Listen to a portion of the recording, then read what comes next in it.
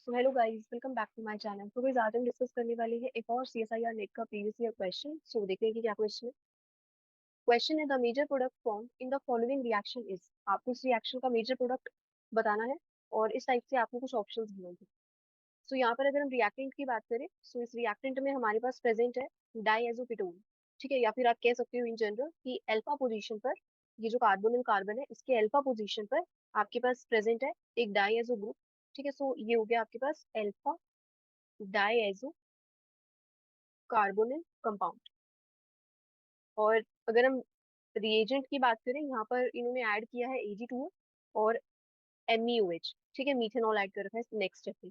सो अगर हम first step की बात करें, सो यहाँ हमारे पास है ये फिनाइल CH2 और इसके नेक्स्ट कार्बन पर एक ये मिथाइल है अबव द प्लेन। नेक्स्ट है आपके पास C double bond O carbonyl group है और ये है N2। ठीक है, डाईएजो ग्रुप। सो फर्स्ट स्टेप में हम ऐड कर रहे हैं Ag2। अब ये Ag2 को क्या करेगा? सो देखो, ये जो N2 है, ठीक है, ये N2 इस रिएक्शन से निकल जाएगा और कार्बीन का फॉर्मेशन होगा यहाँ पर। ठीक है, ये जो डाई नाइट्रोजन है ये रिएक्शन से निकल जाएगा किसके प्रेजेंस में? अगर कोई भी मेटल प्रेजेंट हो, मेटल या फिर आपको गिवन है हीट या फिर लाइट, इन तीनों में से अगर आपके पास कोई भी एक कंडीशन है, सो ये जो N2 है ये निकल जाएगा। ठीक है, रिएक्शन से। सो यहाँ पर अभी हमारे पास प्रेजेंट है Ag2। सो अगर कोई भी मेटल प्रेजेंट हो, सो यहाँ पर अगर हम सिल्वर को देखें, सो इसकी ऑक्सीडेशन स्टेट है +1। ठीक है, सो +1 इसकी ऑक्सीडेशन स्टेट है यहाँ पर। या फिर आपके पास जो रिएक्शन है वो फोटोकेमिकली प्रोसीड कर रही हो, या फिर आप कह सकते हो कि थर्मल कंडीशंस में आप करवा रहे हो, सो उस केस में भी जो N2 है वो निकल जाए। सो अगर हम इसको ओपन करें N2 को, तो ये कुछ इस टाइप से है। ये N2 हो गया। अब इस नाइट्रोजन के ऊपर पॉजिटिव चार्ज आएगा, बिकॉज इस नाइट्रोजन के पास कितने बोन्स हैं? 4 बोन्स। अब इस नाइट्रोजन के पास है 3 बोन्स, तो इसके पास रहेंगे लोन पेयर्स ये। ठीक है, सो नेक्स्ट स्टेप में क्या होने वाला है? और यस, यहाँ पर भी आपके पास डबल बोन था, तो इसको हम ऐसे लिख देते हैं। एक ये आपके पास है, ये आपके पास इस टाइप से प्रेजेंट है। ठीक है, ये कार्बन है और ये N2 ऐसे था ना। ठीक है, यहाँ पर अगर आप देखो रिएक्टेंट में, ये आपके पास प्रेजेंट है ना। सो ये हो गया आपके पास। ठीक है, अब देखो, इस नाइट्रोजन के 2 ही बोन्स हैं, तो अब इसके ऊपर आएगा नेगेटिव चार्ज। इसके ऊपर आएगा, इस नाइट्रोजन के ऊपर पॉजिटिव चार्ज, 4 बोन्स है और इसके ऊपर आएगा नेगेटिव चार्ज। अब नेक्स्ट स्टेप में N2 निकलेगा। अब N2 देखो कैसे निकल सकता है, ये इस टाइप से कॉन्जुगेशन में है और इस वाले कार्बन पर क्या फॉर्म होगा? Negative charge. ठीक है, सो एक बार देखते हैं। नेक्स्ट स्टेप में फॉर्म होने वाला है ये पीएच CH2 ये मिथाइल है और यहाँ पर आपके पास फॉर्म होने वाला है नेगेटिव चार्ज।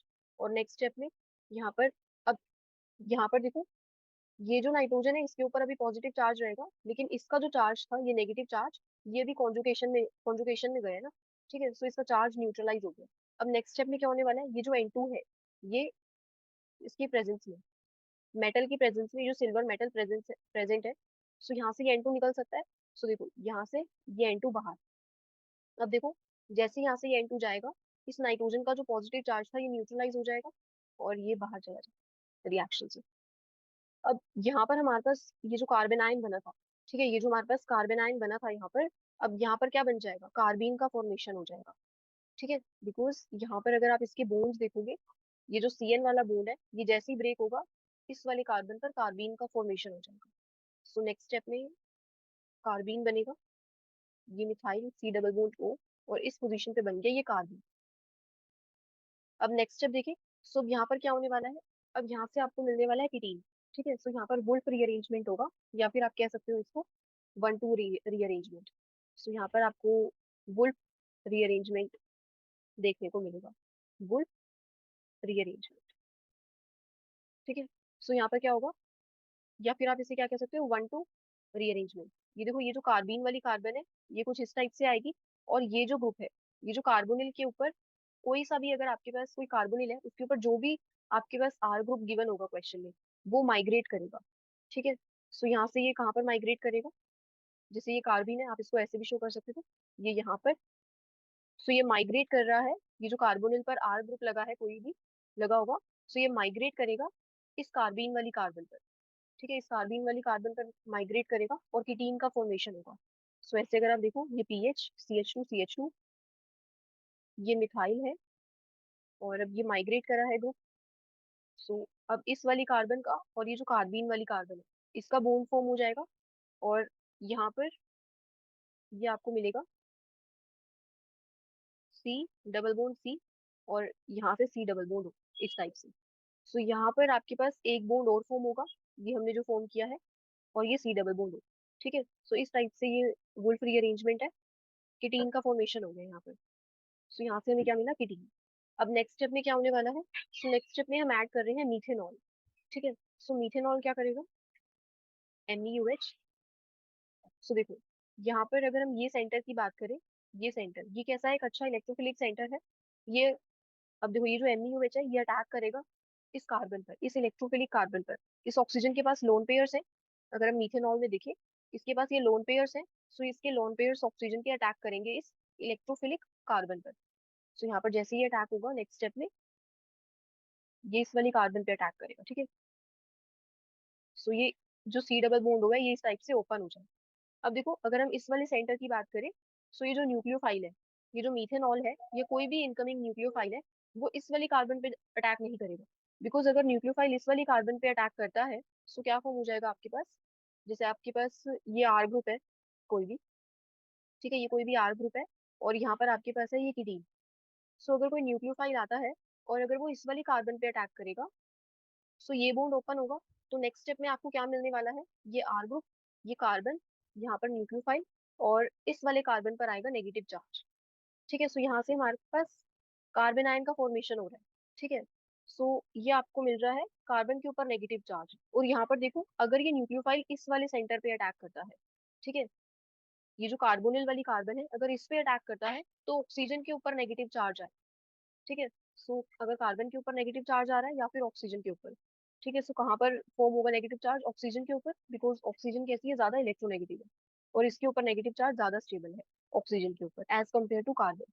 सो यहाँ से जो अटैक होगा, वो इस कार्बोनिल वाली कार्बन पे होगा, जो न्यूक्लियोफाइल आएगा वो यहाँ पे अटैक करेगा, यहाँ नहीं करेगा। तो नेक्स्ट स्टेप में अब हमारे पास यहाँ क्या फॉर्म होने वाला है, सो ये पीएच है, CH2 ये Me है, फिर नेक्स्ट पे ये कार्बन, और यहाँ पर है ऑक्सीजन। ऑक्सीजन के ऊपर नेगेटिव चार्ज आया, यहाँ पर ऑक्सीजन, Me, और ये हाइड्रोजन, इस ऑक्सीजन के ऊपर आएगा पॉजिटिव चार्ज। ठीक है, ऐसे अटैक हुआ। अब नेक्स्ट स्टेप में क्या हो सकता है, नेक्स्ट स्टेप में देखो, ये जो कार्बन के ऊपर नेगेटिव चार्ज है, ये इस टाइप से कॉन्जुगेशन में जा सकता है इसके साथ। सो इस कार्बन के ऊपर क्या आएगा, negative charge. So next step में ये CH2 ये मिथाइल है, और इस कार्बन के ऊपर आया नेगेटिव चार्ज, और अभी जो सी डबल बॉन्ड होता ये फिर से बन गया, और यहाँ पर लगा है MeOH वाला ग्रुप। ठीक है, मीथेनॉल ने यहाँ पे अटैक किया था ना, जो न्यूक्लियोफाइल था हमारे रिएक्शन का। अब नेक्स्ट स्टेप में क्या होगा, यहाँ से हम प्रोटॉन ट्रांसफर करवा सकते हैं, इसके ऊपर नेगेटिव चार्ज है और इसके ऊपर पॉजिटिव। ठीक है, सो ये दोनों चार्जेस न्यूट्रलाइज करवाएंगे। सो ये जो नेगेटिव चार्ज है, ये इसका प्रोटॉन ले लेगा यहाँ से। सो यहाँ से आपके पास हो गया प्रोटॉन ट्रांसफर। सो यहाँ से क्या फॉर्म हो जाएगा, पीएच CH2 और ये अबव द प्लेन लगा है मिथाइल, और ये कार्बन, ये हाइड्रोजन है यहाँ पर। और नेक्स्ट स्टेप में आपके पास क्या फॉर्म हो गया, प्रोडक्ट एस्टर फॉर्म हो गया। ठीक है, सो यहाँ से आप क्या देख रहे हो कि यहाँ से एस्टर फॉर्म हो। ठीक है, सो यहाँ पर देखो, हमने कीटीन की रिएक्शन किसके साथ करवाई थी, अल्कोहल के साथ।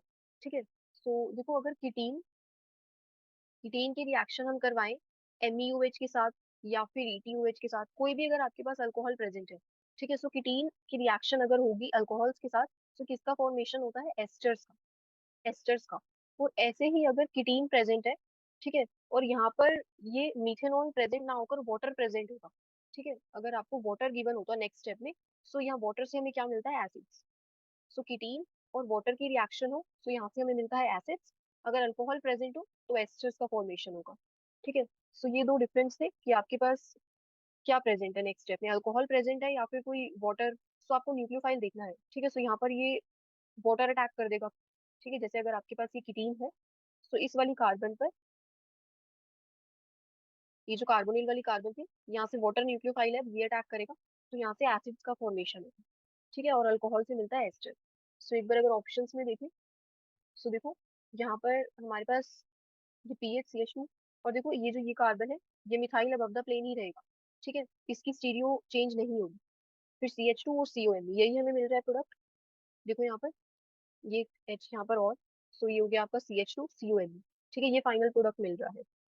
सो यहाँ से CH2CON, सो ये प्रोडक्ट हो सकता है। सेकंड ऑप्शन की सेकंड ऑप्शन की अगर हम बात करें, सो देखो यहाँ पर इन्होंने इस मिथाइल की स्टीरियो को चेंज कर दिया, इसे बिलो द प्लेन लिया है, बट क्वेश्चन में आपके पास कैसे प्रेजेंट था, ये अबव द प्लेन, तो इसकी स्टीरियो चेंज नहीं होगी, सो ये ऑप्शन नहीं हो सकता।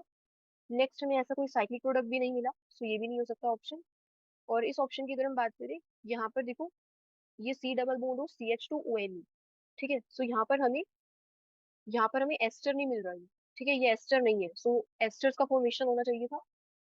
सो ये जो ऑप्शन फर्स्ट है यही करेक्ट है, ठीक है, सो ये है इस क्वेश्चन का करेक्ट आंसर फर्स्ट, ठीक है, यही हमें मिला है product. So that's all guys for today, and video अच्छी लगी हो तो प्लीज चैनल को सब्सक्राइब करना, and that's all for today.